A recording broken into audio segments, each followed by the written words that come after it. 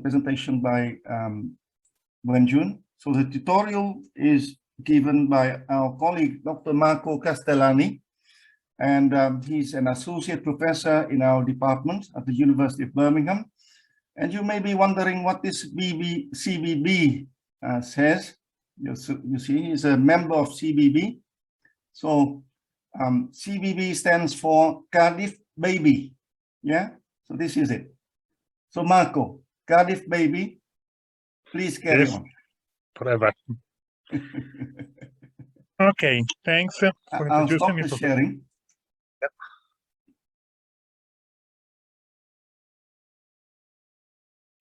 Okay, so Professor Duck.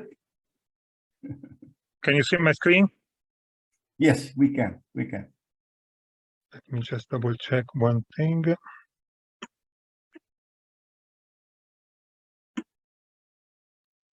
Okay, so thanks for allowing me to present in this workshop the BEES algorithm. This is actually the second workshop of the BEES algorithm that I attend. The first, as Professor Pham already said, was held in Vietnam. Was international workshop on applications of the BEES algorithm sustainable development. We have this new workshop, this new exciting workshop in Birmingham. Workshop on BEES algorithm application. So all this activity basically is a testament to the interest that the BEES algorithm still attracts us 16 years after its creation. And I think there will be few delegates who are part of the original group created the BEES algorithm. So this also shows the dedication of these people who, they were a group coordinated by Professor Pham, who in 2005 started developing the BEES algorithm. So I will first introduce in general the problem of optimization, how to solve it, then what bees do in nature, and how the BEES algorithm models the foraging behavior of bees to solve optimization problems. So formally, we can say that the optimization problem means that we have some system, some product, something that we need to optimize. And the behavior, the properties of the system are defined by a number of variables. These variables can be integer, can be real, can be nominal, can be any kind of variable. And usually there are some constraints associated to these variables. So for example, if a variable is a real variable, it may be defined within an interval. Now the space of the feasible solutions of this optimization problem is given by the variables and their constraints. And then one last very important bit is a function, which is called the fitness function, which gives us a quality index for these solutions. So for example, if we want to optimize the performance of a car, let's say the speed of a car, we may have different variables, which are the shape of the body, the power of the engine, the kind of tires, etc. And then we have a function that basically tells us, given a particular choice for the parameters, what is the speed of the car. Now, there are two kinds of optimization problems. We can either minimize or maximize these functions to find either the global minimum or the global maximum. Now, minimum, for example, we may be interested in minimizing cost of a certain process or pollution generated and minimize the time, or let's say, of an assembly process, etc. Or in the case of maximization, you may want to maximize, let's say, the speed of the car or efficiency of some device, accuracy, let's say, of a classifier, etc. Now, the nice thing is that the minimization problem can always be turned into a maximization problem and vice versa, just by adding a minus sign in front of the fitness function. Now, there are two main kinds of optimization problems which have discrete and continuous variables. Discrete variables, in turn, they can take a finite or infinite and infinite number of values. Typical example of discrete optimization problem is a combinatorial optimization problem, where you have to basically find the optimal sequence or permutation of m known elements. Continuous optimization, we have instead n real valued variables. In the case of continuous optimization, we always have an infinite number of possible alternative solutions. In the case of discrete problems, if the variable take an infinite number of solutions, then the number of possible solutions to the problem is infinite, otherwise it is finite. Now, an example of a combinatorial, so discrete optimization problem is a famous traveling salesman problem. We have a salesman wants to visit n cities, so we can define a solution as a vector of, let's say, k cities. And each of these elements of the vector can be any of these cities. So we have a discrete search space, which is given by the n cities, and we have a finite number of solutions. So all the possible permutations of these cities, the sequence, all the possible sequences of cities visited. We have two constraints. The first is that the salesman wants obviously to visit all cities at least once, and the second, it doesn't want to visit a city more than once. So if we say that the length of this vector, which represents solution, is equal to the number of cities, and there can be no repetition of cities in this vector, then we have solved the constraints. Now, this problem is a minimization problem in the sense that the salesman wants to travel the shortest distance. So he wants to find basically the sequence of cities that can be reached, that can be all touched, traveling the shortest distance. This is a typical combinatorial optimization problem. It has been first formulated in the 18th century. So the first thing we may think of is just we can use brute force to search all possible solutions. Since the number of cities is finite, we have a finite number of alternative solutions, we can search them all. This can be done for a small number of cities. Let's say if we have 10 cities, 181,000 possible alternative solutions, this can be searched using a normal computer. If we have 20 cities, the problem is, as you see, the number of alternative solutions grows factorially with the number of cities. So we have 10 to the power of 16 possible solutions. To date, the largest TSP problem that has been solved has 86,000 cities. The equivalent computational time was 136 years. So this can be done if you have top processors, you have huge computing power, and you have time to spend, and you want to see how far you can go just with an algorithm. For practical uses, this is not possible. So we need to use something intelligent, to use some intelligent optimization, so we can basically solve, let's say, this problem or any kind of equivalent problem in a reasonable amount of time using a reasonable processor. So we need to use what is called optimization algorithms.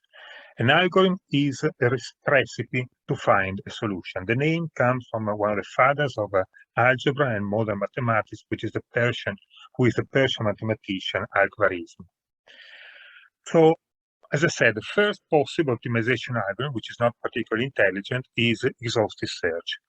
We find all possible solutions. If it is possible, do it in a reasonable amount of time, we are guaranteed to find the optimal solution. As we have seen in the case of the traveling salesman problem, this is unfeasible on large problems. So the alternative is to use some kind of approximate search, which means we are not searching all possible solutions. We need some intelligence strategy to find a good solution. So since we do not search all possible solutions, we cannot be sure that we find the global optimum, but we basically know we can find a good, reasonable solution. And to do approximate search, we are guided by heuristics. Heuristics comes from the Greek word heuristiko, which means to discover. So basically, we're using some intelligent strategy to find a reasonably good, if not the optimal solution. Now, another example, function optimization. We have a function we want to find at the maximum. This function is just a simple Gaussian. So the first thing we can think, if we want to find the maximum of this function, we start from the random position and we follow the gradient. In this way, we are sure that we find the top of this function. One of the problems is that the gradient is often not available. So, similar strategy, again, very, very simple. Already kind of intelligent optimization algorithm is we start from a randomly generated solution, and then we say if this solution is reasonably good, then something similar to this solution must be good as well. So for n cycles, we generate randomly a new solution close to the current solution, and if this solution is better, we keep it. If it is worse, we discard it. So we do it for n cycles, and at the end, the current solution is our solution. So you can see how this works. You have, again, it's just a hill which needs to be climbed. The red diamond that you see is the current solution. You will see now appearing a blue diamond, which is the new solution. And then if this new solution is better than the old one, the position of the blue solution is taken by the red solution, and this is repeated 50 times. So the algorithm, you see, slowly but surely finds the peak after a certain number of iterations. So we have already a first strategy to perform an optimization, to solve an optimization problem. A very similar strategy is instead of generating just one solution, we can generate m solutions and compare the best of these m solutions with the current solution, keep it if it is better, discard it if it is worse. So again, very same problem, very same strategy. The only difference is that this time, instead of just one solution, we generate several candidate solutions. And again, our algorithm finds the peak. So it seems we have found a good strategy to solve optimization problems, which is good, and it is true, if we have problems of this kind where we have to climb a hill. But if we have something like this, then this strategy is not particularly successful. Now you see the optimum, the sort of the current solution, which is behind one of the peaks.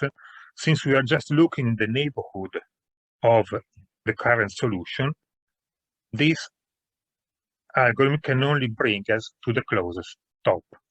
If we initialize the initial solution to a different place, we will climb a different hill. And this is again forever. So the result of the algorithm heavily depends on the starting point. If I'm lucky and I start the search close to the global optimum, I can find the global optimum. Otherwise, I can't. And in this case, with a function like this, which has like 15, 16 peaks, it is very unlikely that I start the search close to the global optimum. So what is the problem of this strategy? The problem is that the search is too local. So the algorithm gets trapped in a secondary peak of. So we need to find a way to better explore the search space. So our fitness landscape. An idea would be to look less in the neighborhood of the existing solution. So, for example, we could use a random search. We can say, I search in a neighborhood which is infinite. And in this case, the algorithm is exactly the same, but instead of looking into a neighborhood of the current solution, I initialize a new solution anywhere in the search space. And I keep the new solution if it is better. So, as you see, after a certain number of iterations, this algorithm gets somewhere on the main peak. Unfortunately, it doesn't get to the very best. And since I'm just using random search, I need to be really lucky to get randomly the global optimum. So the problem with this strategy is that there is too much randomness. I do not exploit any of the experience of the past search. So if I found a good solution, I do not search around the solution. I will just randomly reinitialize a new solution. So I need to be really lucky to find the optimum. So what you have seen so far is basically the main trade-off in optimization, exploration versus exploitation. Exploration means that I'm trying to cover as widely as possible the search space. So I'm trying to sample all possible areas of the search space.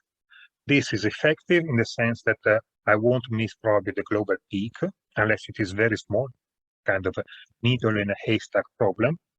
But I'm very unlikely to be able, because the search is so wide, so large, so spread out, I'm very unlikely to find exactly the global optimum. So I find a very approximate solution. The second case is exploitation. So I search thoroughly around the best solution, the most promising regions, but as you see, I explore only a limited part of the space, so I'm very likely to miss the area where there is the global optimum. So any kind of optimization problem will have to address this trade-off between exploration and exploitation. Now, how can we solve? Well, there are many strategies, and many of these strategies, and definitely the strategy of the bees algorithm, takes inspiration from nature, and in particular from how biological bees solve the foraging problem. So bees have exactly the same problem. They need to explore the area around the hive and find food.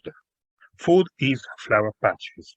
Now, once they found the flower patch, they need to find the area in the flower patch where the pollen, the nectar, is the best.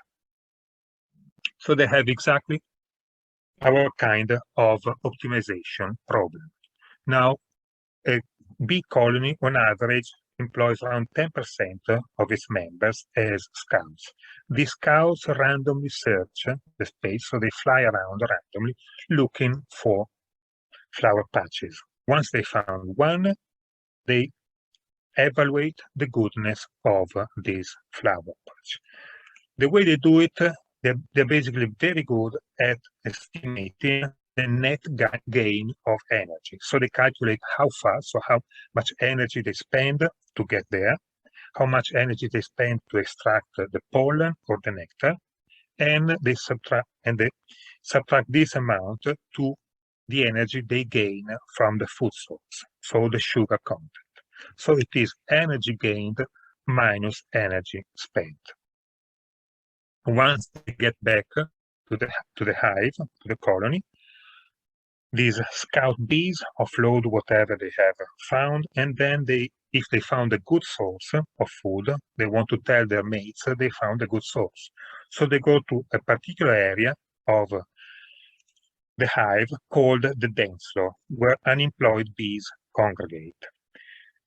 In this area, they perform what is called a woggle dance. With the woggle dance, they communicate to their mates the location, the direction, and the distance from the hive of the flower patch, of the food source. So you can see here how the woggle dance works. Honeybees have some fascinating abilities, among them being able to communicate by performing a unique dance. It informs hive mates where a newly discovered food source is located. Every cycle of this waggle dance roughly describes the shape of a figure 8. Let's rewind and look in more detail. The bee only waggles on a part of its route, the straight run, indicated here by the waved line. The secret lies in the direction of the straight run, or to be more precise, in the angle between the straight run and the perpendicular, which in this case is 90 degrees to the left. This tells the other bees that food is available 90 degrees to the left of the sun. If the angle is 60 degrees to the right, they'll be flying 60 degrees to the right of the sun. Okay, so this is how bees communicate to other bees through this celebrated woggle dance, the location of the food source. Now, the length of this dance depends on how good is the solution. So a very good solution will elicit a very long dance, which will be seen by many foragers, and many bees will be basically invited to join the scout in exploiting this very good food source. One of the features of this process is that once foragers come back to the nest, they may dance themselves. So this is the autocatalytic mechanism. Basically, you have a geometric progression of workers employed on a particular site, which means that if the food source is good, a lot of bees very quickly are mobilized to exploit this food source. At the same time, if the food source is not good, no bee or very few bees will dance. If the good source is being depleted, slowly bees will abandon it and there will be no advertising again. So it's a very dynamic process that allows bees to be always on top of the situation and optimize the food foraging process. Now, how this is translated into the bees algorithm. So, as I said, the goal is to solve a generic optimization problem. As we have seen, we need to perform exploration and exploitation, some kind of balance between exploration and exploitation. So as biological bees do, we'll use some kind of random exploration, so some agents called scout bees, which randomly explore the search space. And then the scout bees, if they have found a reasonable solution or a good solution, they will call other agents called forager bees that search in the neighborhood of this good solution. So the algorithm starts by scattering randomly NS scout bees, so NS stands for number of scouts, around the search space. Each scout bee, like a real bee, like a biological bee, evaluates the goodness of the visited site. So uses the fitness function to tell how this solution is good. Then they perform the woggle dance. This means NS scouts has visited NS sites, so NS fitness evaluations, and these solutions are ranked according to their fitness. So the best on top, the worst at the bottom. Now the NB best sites are selected for local search. So they will have some foragers that will search in the neighborhood. Of this best, a smaller number, the elite, the very best, will get the largest number of foragers, and the remaining, a smaller number of foragers. So local search is more thorough in the neighborhood of the most promising, so the elite locations. And this mechanism exactly simulates what bees do in nature. So the best flower patches are visited by most bees. So local search, so in this case, this is performed by the foragers. This is exactly as I showed you before. We have a current solution, which is the solution found by the scout bee, and we generate a number of solutions around in the neighborhood of this current solution. So this sort of neighboring solutions are visited by the foragers. Then the best of the foragers, the fitness of the best of the forager is compared to the fitness of the scout. If it is better, it is kept as the new scout. If not, it is abandoned. So this is repeated for n cycles of the bees algorithm. And also, like bees do, we still want to keep some scout bees to perform random global search. So you have already seen how random global search works, and we do exactly the same. So the idea is that scouts locate promising solutions, and foragers quickly get to the top of the peak, this local peak. The idea is that using several local searches in parallel, we can find the global peak. There are also a couple of additional procedures. The first is neighborhood shrinking. So you've seen the smaller is the area that I search, the more efficient is my algorithm, but at the same time, the more I lose the global site. So we want, for the local searches, we want at the beginning to start in a relatively large neighborhood to have more exploration, And then as we go on, we want to shrink the neighborhood to focus on the very top, to find the very best in this local neighborhood. So every time the search fails to bring improvement in one iteration, the neighborhood of the local search area is decreased. So I'm basically focusing more and more the search. The second procedure is site abandonment. If after a predefined number of consecutive cycles where the search doesn't progress in one local neighborhood, I can assume that the local search has reached the top of the local peak. So there's no point in keeping on searching in this area. We just, if this is the best so far found, we keep the solution, and otherwise we discard it, and we reinitialize the local search somewhere else. So this is the whole Bayes argument. The idea is very simple, it's taken from nature, but it is extremely effective. So random initialization, then there is the wobble dance, where the number of foragers is allocated according to the sites, how good are the local sites. Then there are, in parallel, we have local search performed by foragers and global search performed by the scouts. After local search, we need to see whether we need to shrink the neighborhood of some local sites or we need to abandon some sites.